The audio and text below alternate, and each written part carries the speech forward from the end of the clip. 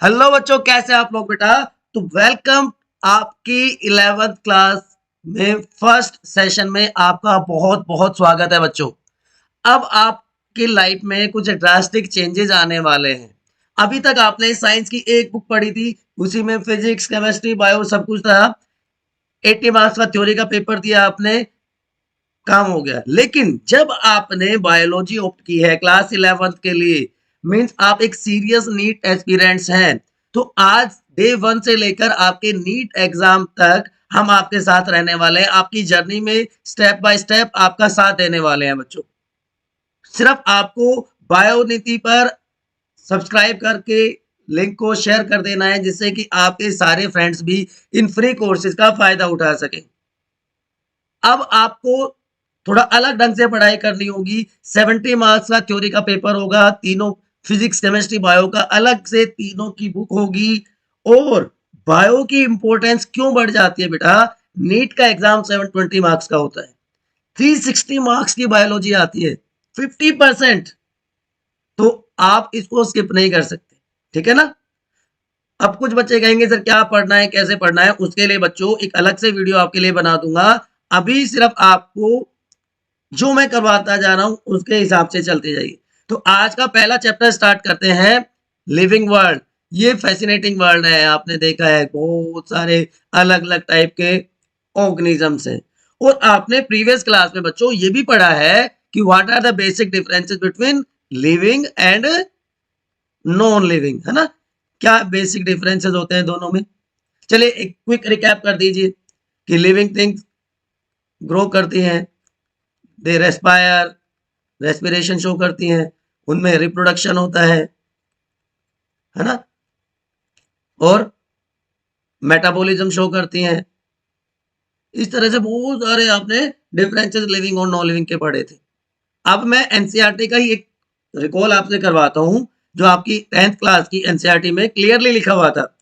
What is the first criteria to decide whether something is living और non living. बताइए बताइए बताइए बताइए।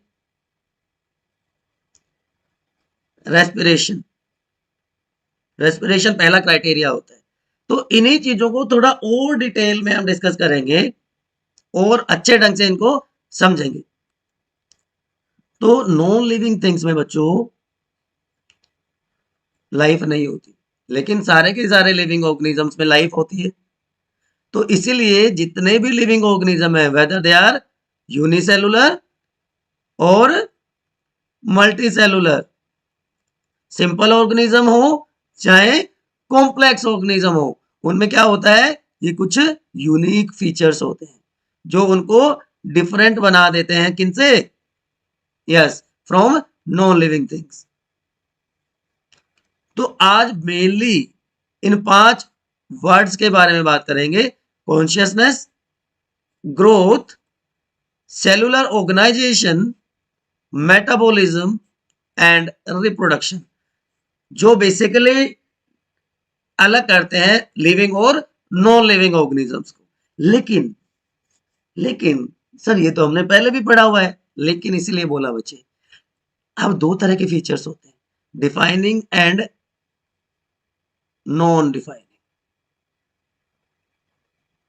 नॉन डिफाइनिंग क्या होता है सर, ये नॉन डिफाइनिंग डिफाइनिंग? ऐसा फीचर, ऐसा कैरेक्टरिस्टिक जो यूनिवर्सल हो, सबके लिए एप्लीकेबल हो, या आप सिंपल वर्ड में कह सकते हो जिसका कोई एक्सेप्शन ना हो, वो क्या कहलाएगा? Defining feature. और ऐसे फीचर जिनके एक्सेप्शंस हो, जो यूनिवर्सली अप्लाई नहीं कर सकते, वो क्या हो जाएंगे? वो क्या हो जाएंगे? Non defining features. तो अभी मैं एक एक एग्जांपल आपके लिए लिख देता हूं, फिर उसको हम आगे डिस्कस करेंगे। कि मेटाबॉलिज्म मैं कह रहा हूं कि डिफाइनिंग फीचर है, and reproduction is non defining feature. ये हम लिविंग ऑर्गेनिजम्स की बात कर रहे हैं बच्चों। लिविंग ऑर्गेनिजम्स में मेटाबॉलिज्म डिफाइनिंग फीचर है और रिप्रोडक्शन नॉन डिफाइनिंग फीचर है, ठीक है, याद रहेगा। चलिए, अब पहला फीचर हम बात कर लेते हैं ग्रोथ। लिविंग ऑर्गेनिज्म चाहे वो यूनिसेलुलर है चाहे वो मल्टी सेलुलर है, वो क्या शो करेंगे? ग्रोथ शो करेंगे। ये आप सबको पता है। तो ग्रोथ इज डिफाइनिंग और नॉन डिफाइनिंग फीचर। बताइए, डिफाइनिंग है कि नॉन डिफाइनिंग फीचर है ग्रोथ? अब ग्रोथ होती क्या है? इरिवर्सिबल इंक्रीज इन मास, उसी को तो क्या कहते हैं? ग्रोथ कहते हैं। ठीक है। अब multi cellular organism divide by cell division, जबकि यूनिसेलुलर में क्या होता है? यूनिसेलुलर ऑर्गेनिज्म में एक ही सेल है तो सेल का डिवीजन नहीं होता। ठीक है।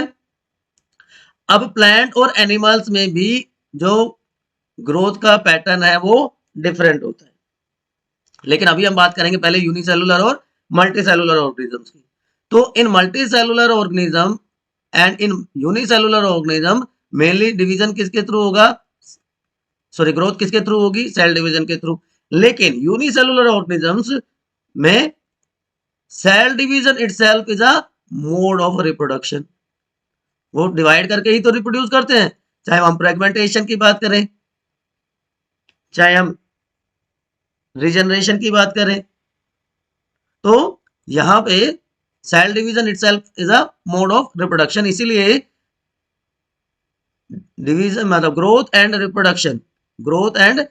रिप्रोडक्शन म्यूचुअली एक्सक्लूसिव इवेंट्स होते हैं, are mutual exclusive event in unicellular organisms या प्रोसेसेस इन यूनिसेलुलर ऑर्गेनिजम्स।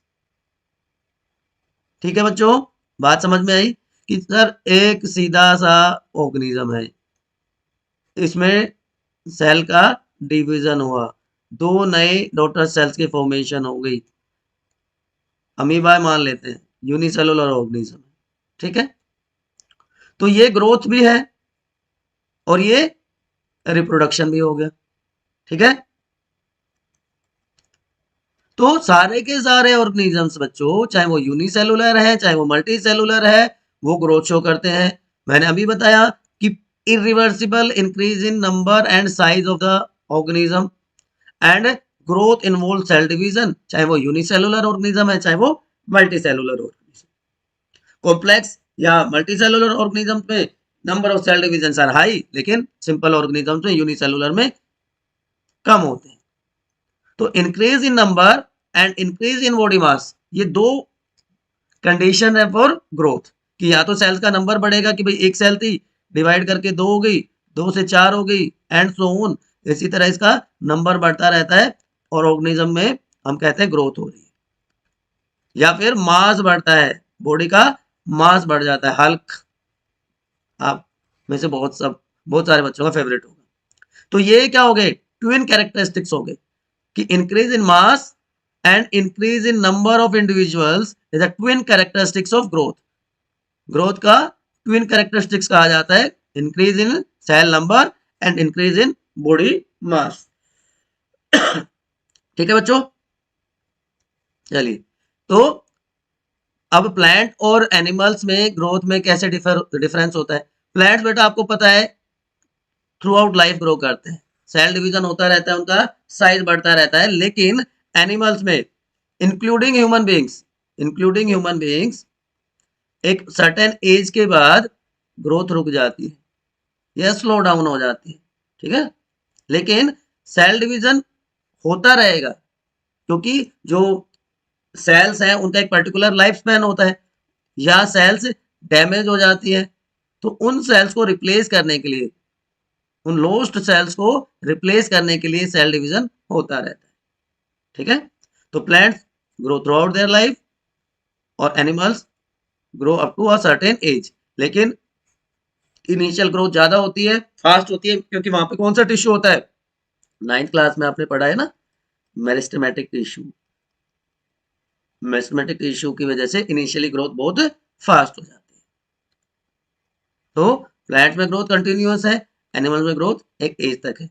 लेकिन ग्रोथ को डिफाइनिंग फीचर नहीं कहते, है ना? क्यों नहीं कहते? आप में से कोई सोच सकता है, आप कहोगे सर सारे के सारे लिविंग ऑर्गेनिज्म तो ग्रोथ करते हैं, लेकिन बच्चों यहाँ पे ग्रोथ से मतलब होता है इंटरनल ग्रोथ, या जिसको हम प्रोटोप्लाज्मिक ग्रोथ कहते हैं। इंटरनल या प्रोटोप्लाज्मिक ग्रोथ होना जरूरी है। दो तरह के सब्सटेंसेस होते हैं, प्रोटोप्लाज्मिक सब्सटेंसेस और एपोप्लाज्मिक सब्सटेंसेस। एपोप्लाज्मिक क्या होते हैं? जो नॉन लिविंग मटेरियल्स होते हैं,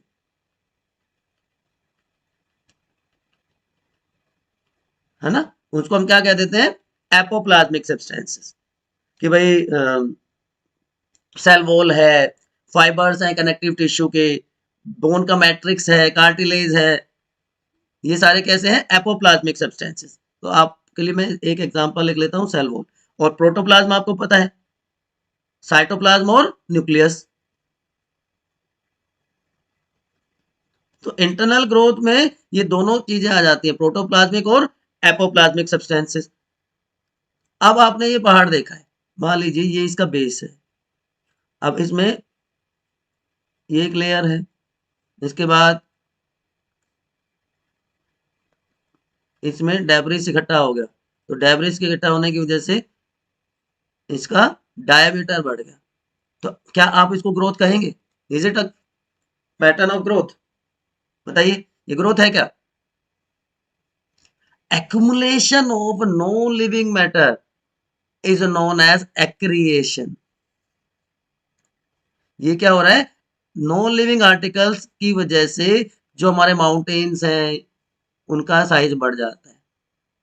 आपने सुना होगा एवरेस्ट, माउंट एवरेस्ट पर पिछले कुछ सालों में बहुत सारे लोग जाने लगे। या सिंपल माउंटेन्स की बात कर लें, हमने हिल एरियाज बात कर लें, वहां पे बहुत सारे टूरिस्ट जाने लगे, वहां पे बहुत सारा डेब्रिस इकट्ठा होता है, पोल्यूशन होता है, जिसकी वजह से अल्टीमेटली, बट वो जो कलेक्शन है डेब्रिस का, वो बेटा एक्सटर्नल कलेक्शन है ना, एक्सटर्नल या आउटर सरफेस पे होता है वो, इसलिए वो क्या नहीं है? ग्रोथ नहीं है।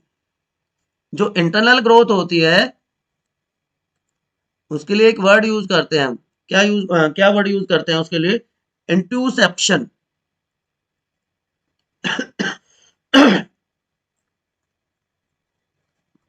ये प्रोटोप्लाज्मिक या इंटरनल ग्रोथ होती है, एक्रिएशन एक्सटर्नल ग्रोथ होती है, इसीलिए growth is not a defining property of living organisms. देख लीजिए कि accumulation of material on the surface, outer surface पे, तो नॉन लिविंग ऑर्गेनिजम्स की जो ग्रोथ है वो बॉडी के मास में है, लेकिन हमने क्या कहा था? मास एंड सेल डिवीजन दोनों होने चाहिए। तो ग्रोथ इनसाइड इंटरनल है लिविंग ऑर्गेनिजम्स में, एक्सटर्नल है, एक्सट्रिंसिक है नॉन लिविंग ऑर्गेनिजम्स में। ठीक है, so it can not be taken as defining property of living organisms. बात समझ में आ गई? एक और नॉन डिफाइनिंग फीचर बता देता हूँ। यस, मैंने स्टार्टिंग में एग्जांपल लिखा था, रिप्रोडक्शन। रिप्रोडक्शन होता क्या है? एबिलिटी है किसी भी ऑर्गेनिज्म की टू प्रोड्यूस प्रोजेनी मोर और लेस सिमिलर टू इटसेल्फ। अब एसेक्सुअल रिप्रोडक्शन में तो कार्बन कॉपी बन जाती है, क्योंकि वहां पे वेरिएशन नहीं होते, सिंगल पेरेंट इन्वॉल्व होता है, गैमेट फॉर्मेशन नहीं होती, जायगोट नहीं बनता। तो बेसिक डिफरेंसेस आपको पता है। तो जो ऑर्गेनिजम्स हैं दो तरह से रिप्रोड्यूस करते हैं, एसेक्सुअली एंड सेक्सुअली। लेकिन ये ये आ गया, तो इसलिए ये क्या हो गया? Non defining feature. हमने शुरुआत कहां से करी थी? जिसका एक्सेप्शन हो वो नॉन डिफाइनिंग, जिसका कोई एक्सेप्शन ना हो वो डिफाइनिंग फीचर कहलाता है। तो mule, worker bee, infertile human couples, they can not produce young ones, या वो रिप्रोड्यूस नहीं कर पाते हैं। इसीलिए मेरे बच्चों रिप्रोडक्शन भी डिफाइनिंग प्रॉपर्टी नहीं है लिविंग ऑर्गेनिजम्स की। ठीक है, याद रहेगा? पक्का?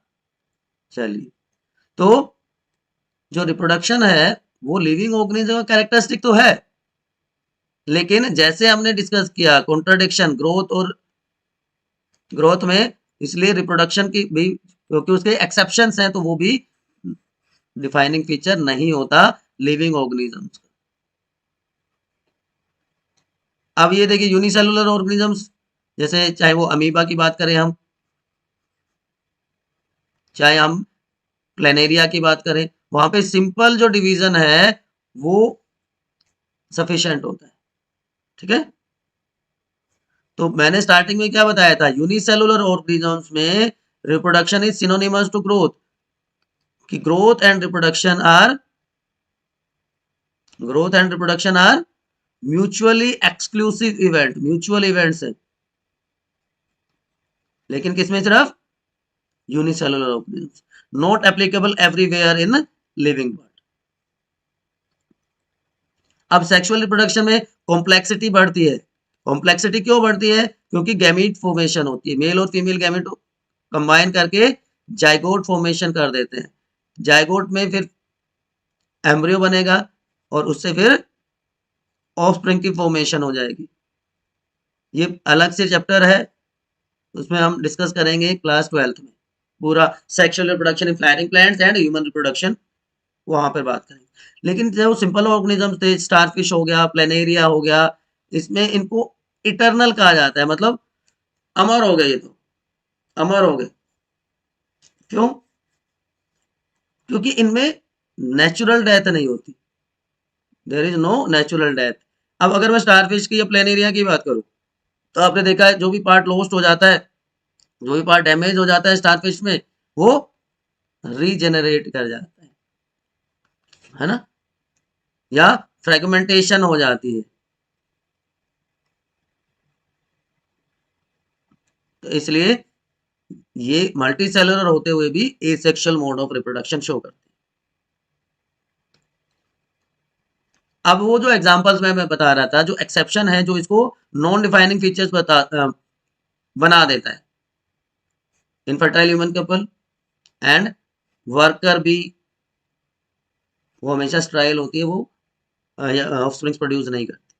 एक क्लासिकल एग्जांपल, म्यूल, खच्चर सुना है आपने?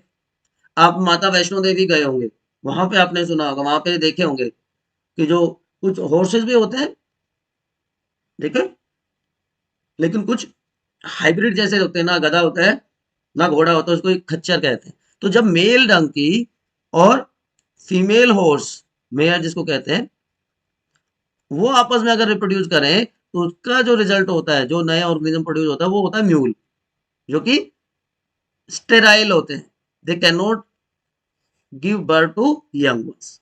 इसलिए reproduction is non defining feature बच्चों, याद रहेगा। बार बार मैं रिपीट कर रहा हूं वो वर्ड, जिससे आपका कंसेप्ट बिल्ड हो जाए, क्योंकि कुछ नई चीजें हैं आपके लिए। अगले फीचर की तरफ चलते हैं, metabolism. Sum total of all processes in a living organism is known as metabolism बच्चों। जितनी भी केमिकल रिएक्शन हो रही है आपकी बॉडी में, जितना भी फिजियोलॉजिकल प्रोसेसेस हो रहा है आपकी बॉडी में, उसको हम कंबाइंडली क्या कहते हैं? मेटाबॉलिज्म। तो sum total of all the chemical reaction in our body is known as metabolism, क्योंकि हमारा पूरी का पूरा जो शरीर है वो केमिकल्स का बना होता है, और इन केमिकल्स को हम यहाँ पे कहते हैं बायोमोलिक्यूल्स। ये भी अलग से चैप्टर है आपके लिए। तो ये सारा सारा शरीर ही किसका बना हुआ होता है? बायोमोलिक्यूल्स का। तो चाहे वो सिंपल माइक्रो ऑर्गेनिज्म है, चाहे वो फंजाई है, चाहे वो प्लांट है, चाहे एनिमल है, सारे के सारे मेटाबॉलिज्म शो करते हैं। सीधी सी बात है भैया, एनर्जी की जरूरत सबको होती है, तो एनर्जी कहीं पे यूज होगी, कहीं पे उसकी फॉर्मेशन होगी। ठीक है ना? तो ये सारी की सारी प्रोसेसेस जो मिलके एक कलेक्टिव वर्ड बनता है, वो क्या है? मेटाबॉलिज्म है मेरे बच्चों, है ना।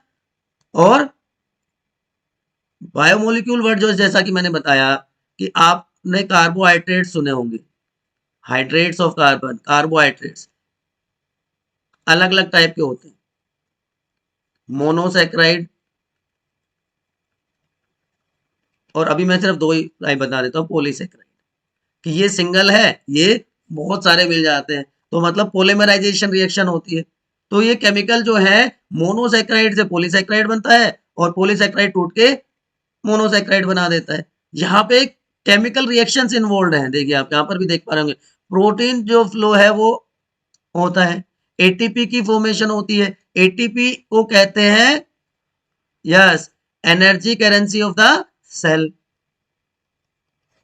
तो क्लॉक वर्क है रिएक्शन का, जो हमें एनर्जी प्रोवाइड करता है। अब दो तरह की रिएक्शंस में बार बार आपके लिए वर्ड यूज कर रहा हूं कि एक में ब्रेक डाउन होगा, एक में सिंथेसिस होगी। तो कैट से आप याद रखिए, कैट क्या करती है, तोड़ फोड़ घर में इधर से उधर भागना। तो ब्रेक डाउन प्रोसेसेस जो है, ब्रेक डाउन रिएक्शन जो है वो क्या कहलाएंगी, सॉरी कैटाबोलिज्म प्रोसेसेस। और जहां पे कुछ बनेगा नया वो क्या कहलाएगी, एनाबोलिक प्रोसेस। तो एनाबोलिज्म में सारी की सारी बिल्डिंग अप रिएक्शंस आ जाती हैं। फोटोसिंथेसिस, याद कीजिए रिएक्शन क्या होता है, CO2 H2O मिलकर क्या बना देते हैं, क्लोरोफिल और लाइट एनर्जी की प्रेजेंस में, सनलाइट की प्रेजेंस में क्या बना देते हैं, C6H12O6। अब ये भी बहुत सारे बच्चों को मिसकंसेप्शन है, बहुत सारे बच्चों को मिसकंसेप्शन है कि ये ग्लूकोज बनता है। ग्लूकोज बनता है, नहीं बच्चे, प्लांट्स में बनता है स्टार्च। प्लांट्स में स्टार्च की फॉर्म में स्टोर होता है। अब आप लोगों से क्वेश्चन है कि बन तो गया स्टार्च के फॉर्म में, स्टोर तो हो गया स्टार्च की फॉर्म में, अब जब ये ट्रांसपोर्ट होता है तो वो किस फॉर्म में होता है, बताइए। प्लांट का जो स्टोर्ड फूड था, स्टार्च था, वो ट्रांसपोर्ट किस फॉर्म में होता है, फटाफट कमेंट सेक्शन में लिख के बताइए, बताइए बेटा। तब तक हम आगे की तरफ चलते हैं। तो एक बार फिर से आप लोगों के लिए सारी चीजें समराइज कर रहा हूं कि डिफाइनिंग फीचर है सारे के सारे लिविंग ऑर्गेनिजम्स का। ये इनको डेमोन्स्ट्रेट कर सकते हैं, दिखा सकते हैं outside the body in cell free system. ये आप कहेंगे ना, आप में से बहुत लोगों के दिमाग में आया होगा क्वेश्चन कि सर लैब में भी तो बहुत सारी रिएक्शंस होती हैं, लैब रिएक्शंस भी तो फिर वो लिविंग ऑर्गेनिजम्स का कैरेक्टरिस्टिक फीचर क्या हो गया। ये आपके लिए प्रोटीन सिंथेसिस की प्रोसेस है। तो आइसोलेटेड जो मेटाबॉलिक रिएक्शन है, जो इन विट्रो मतलब लैब कंडीशंस में हो रही है, they are not biological processes, ठीक है ना, इसलिए उनको हम लिविंग ऑर्गेनिज्म का क्राइटेरिया नहीं बना सकते, याद रहेगा बच्चों। तो ये सारी की सारी प्रोसेसेस जो है, ये सारी की सारी प्रोसेसेस हैं, ये डिफरेंशिएट कर देती है कि नॉन लिविंग ये शो नहीं कर सकते, नहीं कर सकते, नहीं कर सकते, लेकिन लिविंग में ये सारे केमिकल रिएक्शंस हो रही है। ये डिफरेंट टाइप के फूड सब्सटेंसेस हैं आपके, या जो बायोमोलिक्यूल्स प्रेजेंट होते हैं हमारी बॉडी में, वो आप देख पा रहे होंगे। तो without exception absolutely it's defining feature of living organisms. ये जो लैब में हम कर रहे हैं ये आइसोलेटेड रिएक्शंस हैं, आइसोलेटेड रिएक्शन है, नॉट बायोलॉजिकल प्रोसेसेस, ठीक है। सो इसलिए आपको टेंशन लेने की जरूरत ही नहीं है, ये विदाउट एक्सेप्शन। अब एक आज का होमवर्क समझ लीजिए, मैं आपको दे रहा हूं, पर्सन इन कोमा। बहुत सारा आपने सीरियल्स में मूवीज में देखा होगा, पर्सन होता है कोमा में। तो पर्सन जो कोमा पे है वो लिविंग है कि नॉन लिविंग है, आपको कमेंट सेक्शन में लिख के बताना है, person in coma is living और नॉन लिविंग। तब तक हम आगे की तरफ चलते हैं, अगला फीचर देखते हैं, सेलुलर ऑर्गेनाइजेशन। ये डिफाइनिंग फीचर है कि नहीं है, obviously it is a defining feature of all living organisms. अब जब हम किसी भी मल्टी सेलुलर ऑर्गेनिजम्स की बात करते हैं, यूनिसेलुलर में तो चलिए सिंपल ऑर्गेनाइजेशन है, यूनि मतलब ही हो गया कि एक सिंगल सेल का बना हुआ है। लेकिन जब ऑर्गेनाइजेशन बढ़ता है, कॉम्प्लेक्सिटी बढ़ती है, तो सिमिलर टाइप की सेल्स मिलकर टिश्यू बना देते हैं, सॉरी जिनका कॉमन ओरिजिन होता है। टिश्यू से ऑर्गन बनता है, ऑर्गन से ऑर्गन सिस्टम की फॉर्मेशन हो जाती है, एंड अल्टीमेटली ऑर्गेनिज्म बन जाता है। तो cellular division is the defining character of a living organism. Cellular organization एक इंपॉर्टेंट फीचर है, इंपॉर्टेंट क्राइटेरिया है लिविंग ऑर्गेनिजम्स। क्यों? क्योंकि जो लिविंग ऑर्गेनिजम्स है ना बच्चों, लिविंग ऑर्गेनिजम्स बने होते हैं बहुत सारे कंपोनेंट्स के, large number of components are present in living organisms, ठीक है, जो कि एक दूसरे के साथ कोऑर्डिनेट करते हैं। हमने देखा ना कि सेल थी, एक सिंपल सेल से टिश्यू बना, टिश्यू से ऑर्गन बन गया, ऑर्गन सिस्टम बन गया और अल्टीमेटली कंप्लीट ऑर्गेनिज्म की फॉर्मेशन होती है। तो एक वेल कोऑर्डिनेटेड मैनर में ये कंपोनेंट्स अरेंज होते हैं और each level of organization have its own property. Each level has its own properties. कि सेल में जो प्रॉपर्टीज है वो टिश्यू में नहीं होंगी, टिश्यू में जो प्रॉपर्टीज है वो ऑर्गन में नहीं होंगी। तो सेलुलर ऑर्गेनली सॉरी अगर मैं कहूँ, अगर हम ह्यूमन बींग्स की बात करें, एक सेलुलर ऑर्गेनली एक प्रॉपर्टी डेवलप करता है जो कि हो सकता है उसके इंटरेक्टिंग मॉलिक्यूल्स में ना हो। अब देखिए सेल में जो प्रॉपर्टी है वो जरूरी थोड़ी है कि इसके ऑर्गेनली में मिलेगी, है ना। तो जो टिश्यू में प्रॉपर्टी है, एक जो फीचर है, ट्रेट है, वो उसके कॉन्स्टिट्यूएंट सेल्स में मिले, ऐसा भी तो जरूरी नहीं है ना। तो each level of organization have its own properties और ये जो ऑर्गेनाइजेशन है सिर्फ लिविंग ऑर्गेनिजम्स में मिलता है, इसलिए इसलिए सेलुलर ऑर्गेनाइजेशन डिफाइनिंग फीचर बन जाता है बच्चों ऑर्गेनिजम्स का। कॉन्शियसनेस कहते हैं ना, होश हवास में रहना, रेस्पॉन्ड करना स्टिमुलस को। स्टिमुलस क्या होता है? Any change in external environment of an organism. हमारा जो सराउंडिंग एटमॉस्फेयर है, एनवायरमेंटल कंडीशन है, उसके टुवर्ड्स जो हमारा रेस्पॉन्स होता है, उसमें जो चेंजेस होते हैं वो चेंजेस क्या कहलाते हैं? स्टिमुलस। और हमारी बॉडी उसके टुवर्ड्स रेस्पॉन्ड करती है। तो ये भी डिफाइनिंग फीचर हो गया लिविंग ऑर्गेनिजम्स का कि हम अपने आसपास के एनवायरमेंट को, सराउंडिंग को सेंस करते हैं, उसके अगेंस्ट रेस्पॉन्स देते हैं और वो रेस्पॉन्स हर फॉर्म में हो सकते हैं, फिजिकल भी, केमिकल भी, बायोलॉजिकल भी। तो consciousness is again a defining feature of living organisms.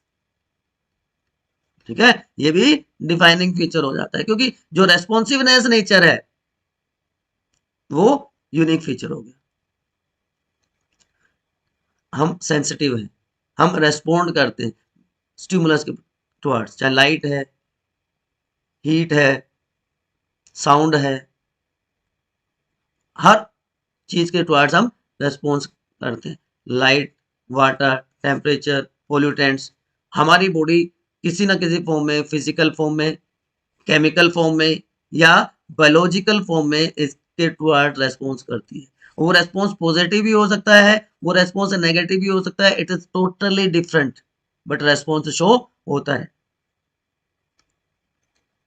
तो स्टिमुलस मैंने स्टार्टिंग में बताया आपको, कोई भी ऐसा चेंज जो हमारे एक्सटर्नल एनवायरनमेंट में होता है, एक्सटर्नल एटमॉस्फेयर में होता है, वो क्या कहलाता है?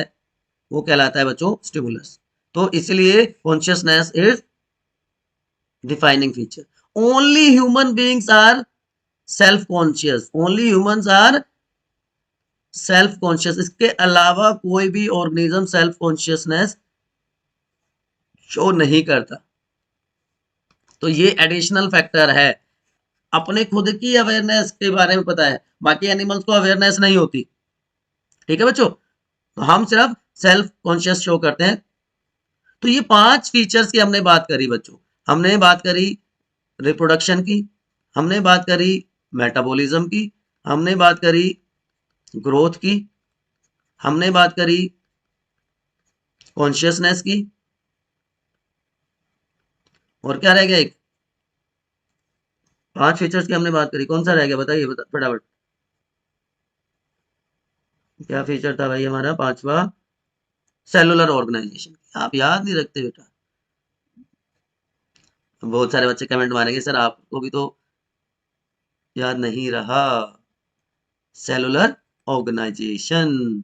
तो ये फर्स्ट पार्ट हमने कंप्लीट किया बच्चों, लिविंग वर्ल्ड चैप्टर है आपका। और उसका लेसन 1, टॉपिक 1, जो भी आप कहना चाहें कह सकते हैं। अगले पार्ट में हम बात करेंगे डाइवर्सिटी की। लेक्चर 2 में हम बात करेंगे diversity in living organisms. But उससे पहले आपको क्या करना है? आपको एक मैंने क्वेश्चन दिया है होमवर्क में, तो उसका आंसर आपके अपने स्टडी चैनल बायोनिति पर कमेंट सेक्शन में देना है। बहुत सारे बच्चे नए ऐड हो रहे हैं, वीडियो देख लेते हैं लेकिन अरे सब्सक्राइब क्या करना है। अगर बेटा आप सब्सक्राइब नहीं करेंगे तो आपको नोटिफिकेशन का पता नहीं चलेगा कि कब नेक्स्ट वीडियो आ गया, कब और कोई इंपॉर्टेंट इंफॉर्मेशन आ गई। तो सब्सक्राइब करके नोटिफिकेशन आइकन को, बेल को दबा दीजिए, लाइक कीजिए और अपने फ्रेंड्स के साथ भी शेयर कर दीजिए, जिससे कम्युनिटी में एक ग्रुप में हेल्दी डिस्कशन होता है तो वो सबके लिए बेनिफिशियल होता है बच्चों। तो आपको 4 काम करने हैं, सब्सक्राइब करना है, लाइक करना है, शेयर करना है और कमेंट करना है उस आंसर को भी। उसके अलावा भी कोई आपका डाउट है तो आप पूछ सकते हैं। ठीक है बच्चों, आज के लिए इतना ही करते हैं, या इसी टॉपिक को आगे हम कंटिन्यू करेंगे। ठीक है, डाइवर्सिटी हम पढ़ेंगे।